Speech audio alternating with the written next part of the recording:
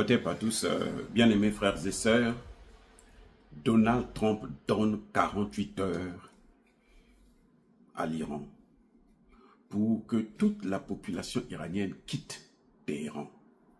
Parce qu'une pluie de bombes tombera sur cette ville.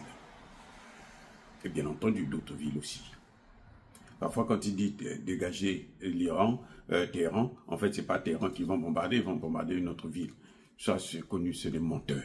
Bon, bref, il donne 48 heures pour que l'Iran puisse capituler. C'est-à-dire, l'Iran puisse accepter qu'il a été battu par Israël. Écoutez, hein, l'Iran doit accepter qu'il a été battu par Israël et que l'Iran doit renoncer à tout enrichissement de l'uranium. Après ça, la paix va venir. Aïe! Mais M. Donald Trump, il est gonflé, quoi. Il est gentil. Et oui, il est très gentil. Donc, l'Iran, qui est en train d'envoyer, mais alors, une pluie de missiles. Et là, il dit, les Iraniens eux-mêmes, ils disent, nous sommes à peine à 5% de notre potentiel. Et nous n'avons pas encore utilisé les derniers cris. Il y a des surprises qui arrivent. Monsieur Donald Trump pense qu'il faut qu'il y ait vraiment la capitulation. Il faut qu'il cède. Parce que personne n'a le droit de battre Israël. Il faut que ce soit comme à Gaza. L'Iran doit encaisser. Israël doit bombarder, détruire, tuer les civils, les enfants et tout machin, et puis voilà, on en parle. Trump dit, ce serait dommage, parce qu'il y aura une pluie de radiation à l'uranium enrichi. Donc ils vont détruire tout, et puis bon, il y aura explosion, et ça va entraîner beaucoup de gens qui vont aller au repos éternel, et ça, ce serait dommage pour l'Iran et pour le monde entier. Lui, il est le patron du monde, il a décidé. Attendez, hein, j'ai dit, hein, c'est quel est ce comportement-là? C'est ça la diplomatie.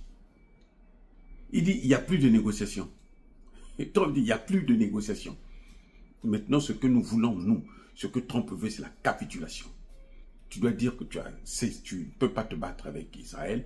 Israël doit te taper et toi, tu dois croiser les mains et pleurer seulement. Hey! Un État souverain.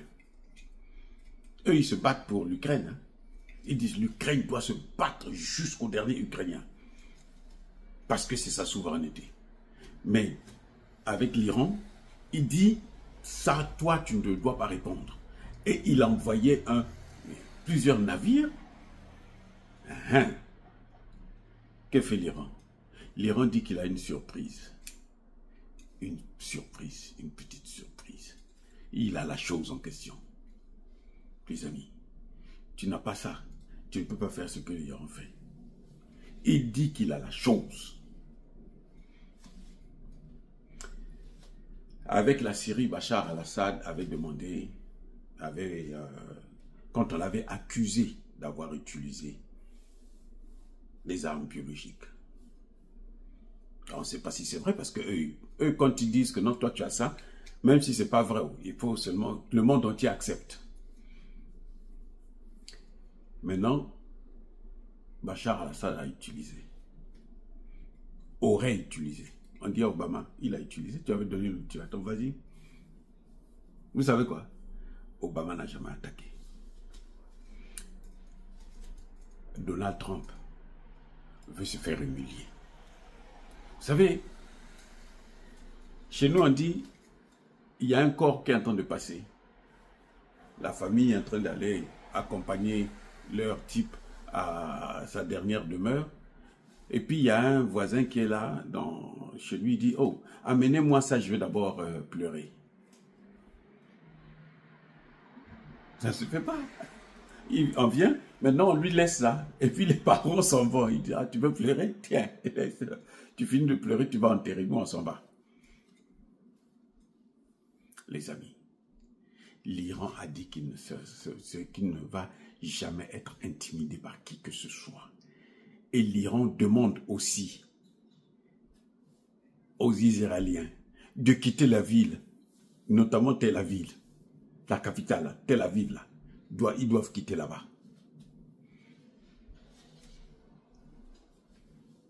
Vous comprenez? Un président ne doit pas être impulsif comme ça. Je ne sais pas qui le conseille, mais en tout cas, j'ai entendu Rand Paul, qui est son ministre de la Santé, il est sénateur américain, lui dit les États-Unis ne devaient pas être impliqués dans cette affaire. Ce n'est pas une affaire des États-Unis.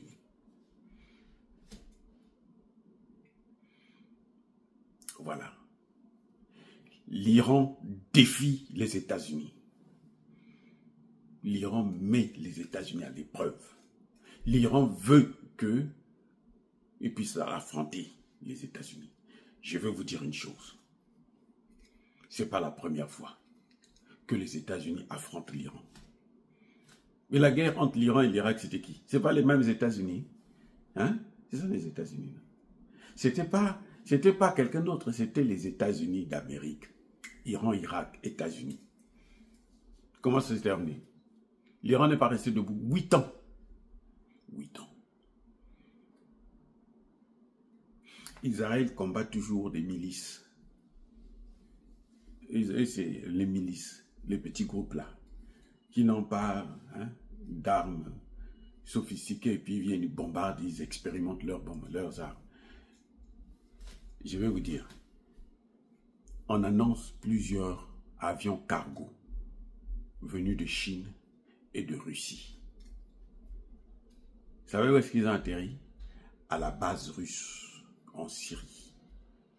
D'autres sont allés directement en Iran. Des armes, des systèmes de défense et puis des missiles. Israël a ses alliés, à commencer par les États-Unis. L'Iran aussi a des alliés. Nous repartons. Et ça, c'est Donald Trump qui nous amène dedans. Dans une guerre.